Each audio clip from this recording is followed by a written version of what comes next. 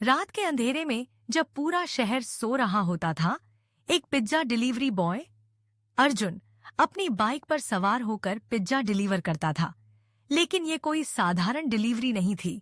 अर्जुन को नई नौकरी मिली थी, लेकिन उसे नहीं पता था कि वह एक भूतिया पिज्जा रेस्टोरेंट के लिए काम कर रहा है। अर्जुन ने रात की पहली डिलीवरी के लिए तैयार होते हुए पूछा, यह रेस्टोरेंट इतनी रात को ही क्यों खुलता है? मैनेजर ने मुस्कुराते हुए कहा, हमारे ग्राहक खास होते हैं, बस ध्यान रखना कि हर पिज्जा समय पर पहुंच जाए। अर्जुन को कुछ अजीब लगा, लेकिन उसने ध्यान नहीं दिया। पहली डिलीवरी का पता एक पुरानी हवेली था। हवेली में अंधेरा था और दरवाजा खुद ब खुद खुल गया।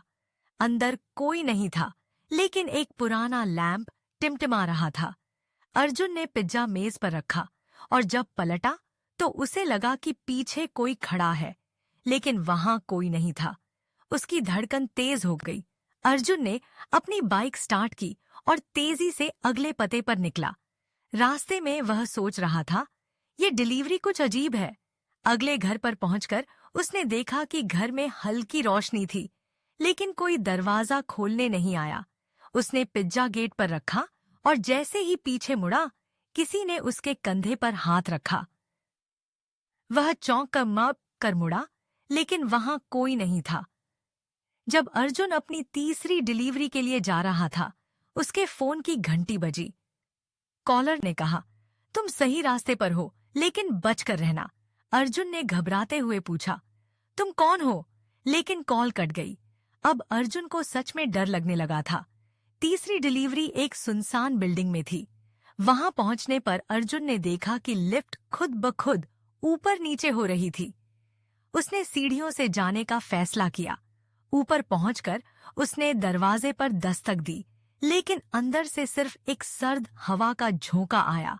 उसने पिज्जा वहीं रखा और वापस जाने लगा। तभी एक हल्की सी हंसी सुनाई दी, जो खाली बिल्डिंग में गूंज रही थी।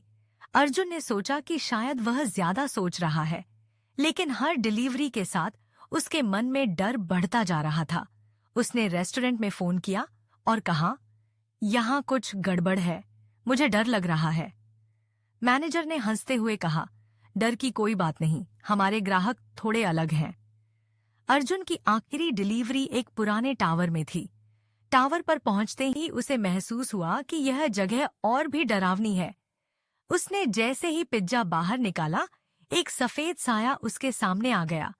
वह पीछे हट गया और गिरते गिरते बोला, कौन हो तुम? सफेद साया बोला, मैं वही हूं जिसे तुमने पिज्जा लाया है, धन्यवाद। साया ने धीरे से कहा, तुमने कभी सोचा कि इतनी रात में कौन पिज्जा मंगवाता है? अर्जुन ने डरते हुए कहा, तुम भूत हो?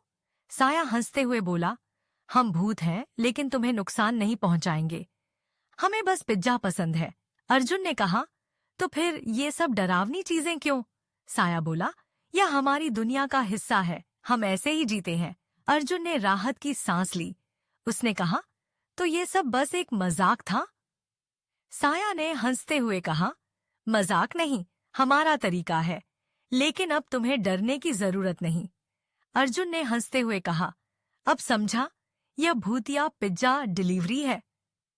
उसने पिज्जा डिलीवरी जारी रखने का फैसला किया, लेकिन अब वह हर डिलीवरी को एक नए रोमांच के रूप में देखने लगा। यह कहानी सिखाती है कि हर डरावनी चीज के पीछे एक सच्चाई होती है। अगर हम अपने डर का सामना करें, तो हमें हंसी भी आ सकती है। अर्जुन ने अपने डर को समझा और एक भूतिया अनुभव को मजेदार बना दिया।